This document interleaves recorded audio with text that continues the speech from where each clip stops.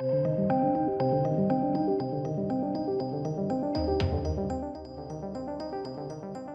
ladies and gentlemen. The Flash. The entire plot has leaked online. So let's see. This will be interesting, fascinating to see whether they should have just dumped this dumpster fire before or not. Now, obviously, leaked plots and leaked information can be different in execution. Some films sound terrible when you hear leaks, and then when they play out, you're like, oh, the execution was quite good. But let's see. This is obviously Ezra Miller's film. Can't see lots of people running out to see it anyway, so I thought we would take a look at it together. There was some previous leaks. I want to see if this aligns with that as well. Obviously spoilers, but I don't think that many people care anyway. So let's take a look, shall we, ladies and gents? So as we have here, the Flash movie's entire plot has leaked online, and let's break it down via this article. So obviously loads of chatter about Flash being shot with a new lead or dumped on HBO Max, and that's something which they don't know. You know, they're hoping that a lot of this will blow over, which is the wrong approach because it's a double standard. They didn't do that with Johnny Depp. Right, so in the meantime, a YouTube channel that leaked accurate plot synopses for The Matrix Resurrections and Godzilla vs. Kong prior to their release has now shared a full breakdown of The Flash, and it matches up with much of what we've heard in the past and points to a film that's very different to what we expected and potentially a fun ride. They don't reveal who it was, which is annoying because I'd like to credit them, but they don't reveal it. Piece of crap. Warner Brothers is developing a habit of delivering a trimmed down Justice League, Peacemaker, Aquaman and The Flash, with the rest of the team hidden in shadow, and this film also looks set to deliver just a partial group of heroes. So, apparently, following a terrorist attack that sees the criminals take refuge in a hospital, the Scarlet Speedster races into action and gets a helping hand from Ben Affleck's Dark Knight. So that's how he factors in initially. Gal Gadot's Wonder Woman also appears for a small cameo that only consists of a few minutes, though this is meant to be the League in action rather than a random team-up. It's not really the League in action, is it? So Barry and Bruce have formed quite a bond since we last saw them, and Batman later offers his fellow hero, who is dejected that his father remains in prison, a very important piece of advice. What is said piece of advice? When the Flash suggests he could travel back in time, as he did in Zack Snyder's Justice League, apparent confirmation that version of the film is now considered canon, Batman warns him that doing so could have dire consequences for the universe. So this is all about his father, very Flashpoint, father, mother, etc. Desperate to save his father and bring his mother back, Barry ignores Batman and ends up travelling through the Speed Force after figuring out how to save her life. Racing back in time, the fastest man alive sees what's described as a Colosseum setting that is representative of a time vortex. Interesting imagery. And then a monstrous creature stares back at him and gives chase, but not before Barry gets where he needs to. Or so he thinks. After blacking out, the hero wakes up, and it's 2013. So, okay, interesting. And there's the other Barry Allen, which we saw in the trailer as well. So he's in the past. Barry comes face to face with his younger self. Ezra Miller plays both versions of the character, though past Barry has yet to receive the powers that made him the Flash. The Scarlet Speedster's mum is also still alive, and future Barry decides the best way to save her is to teach his young self how to use the Speed Force, thereby avoiding doing any further damage to the timeline. And it just so happens this is the day Barry gets his powers, so they head to the lab and prepare for the past version to be hit by that fateful lightning strike. Things go wrong, and because future Barry being there means he's in the way of the blast and both of them are hit, the Flash loses his powers. Though past Barry still gains them, the problem now is that the Flash is stuck in the past. Very, very convoluted. So future Barry knows he's screwed up and decides to find the Justice League. Problem is, they don't exist. Superman's having issues with the US government, Wonder Woman is still on Themyscira, and Aquaman is a little more than a rumour. Bruce Wayne is out there, so after training the past Barry, the two heroes set off for Wayne Manor. Both Scarlet Speedsters believe Ben Affleck's Bruce is the one they'll meet, but Wayne Manor is no longer You know, it doesn't look like Wayne Manor, and it's the version of the mansion from Tim Burton's Batman movies. And when they find Bruce, he's an old man with a grey beard and unkempt hair who's cooking spaghetti. You want to get nuts? The Michael Keaton version of the hero asks. I hope he doesn't ask that. I hope he doesn't ask that. That's seriously lame. Interesting that it'll be, you know, with a grey beard and stuff. Once things calm down, the Barrys explain what's happened, and the Cape Crusader comes to the conclusion that the Flash's travelling back in time has broken the universe, hence why he's now in the wrong reality. So it's more a merging of timelines than a different world. Interesting.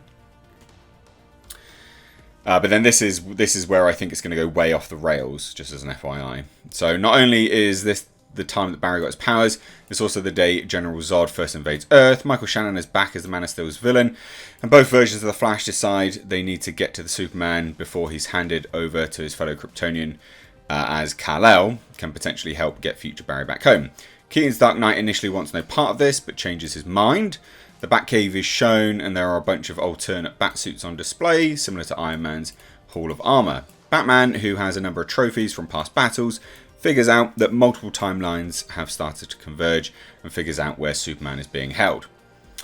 After breaking into the facility, this is another example of how the timeline is being changed, as Supes wasn't held captive in his 2013 origin story. The trio doesn't find Superman, it's Supergirl instead. Because, ladies and gents, you haven't heard the best bit yet, Superman's dead!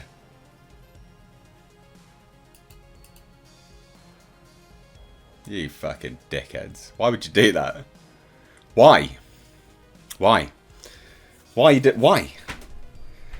Why? Why is he dead? Why? What are you doing? Oh, God. Taking Supergirl back to Wayne Manor. They learn that Superman died on the way to Earth. His cousin did make it to the planet, though, and General Zod's mission remains the same. That's right, ladies and gents. Wham and power. We're just going to swap out the men for girls. Retarded. The group comes to the conclusion they need to stop Zod. After all, there's no Superman to stop him this time. But with future Barry minus his powers, Batman comes up with an idea to give this group a little extra power. There's a thunderstorm outside, and just like in Flashpoint, the Dark Knight straps the Scarlet Speedster into an electric chair atop Wayne Manor. Future Barry is electrocuted, but doesn't become the Flash. Dejected, he begins to lose hope until Supergirl, now suited up, flies him into the sky, into the lightning. Unfortunately, it appears to kill him. Thankfully, after past Barry touches him, the hero is powered up again. This sounds so shit. It really sounds bad. Heading to the desert to confront Zod, although it will be good to see Michael Shannon's Zod again. I like Michael Shannon, he's such a good actor. So anyway, they head to confront Zod. Future Barry dons his past self's new costume. That younger hero, meanwhile, dons a modified version of one of Batman's suits, seen in the banner image at the top of this feature. Zod demands Superman, but no one knows what he's talking about because the Man of Steel no longer exists in this reality. The villain kills General Swanwick, aka Martian Manhunter. So that's them getting out of having to use that character over again. And unleashes the World Engine. Then and there, a huge battle ensues, and Zod is ultimately defeated without a single casualty in Metropolis. Because that's right, ladies and gents, the Flash is now better than Superman. Unfortunately, Keaton's Dark Knight, and also Supergirl, Michael Keaton's Dark Knight is badly injured, and as future Barry apologises for bringing him into this fight, Bruce expresses gratitude for reminding him how to be a hero. The assumption is that he dies here, but there's still one more big twist to come. Oh my God, what's the big twist? The Flash's sacrifice. Before we get to that, we need to go back to an earlier point in The Flash. As we mentioned, Barry's mother's still alive, though her death is imminent. The hero figures out to save her. He simply needs to remove all the cans of tomato sauce from the convenience store he visited prior to her murder, meaning she'd have to shop elsewhere.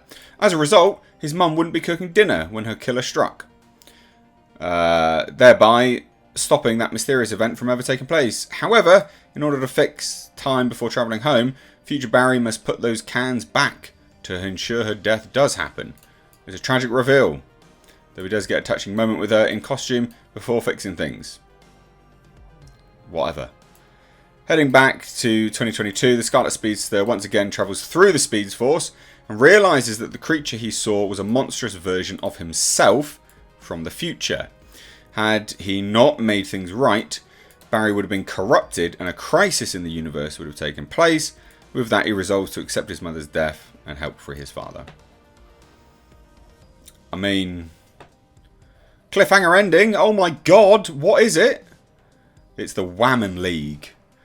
Everything seems normal, and it appears the damage caused by the Flash's trip through time was undone when he realised sacrificing his mother's life was key to saving reality.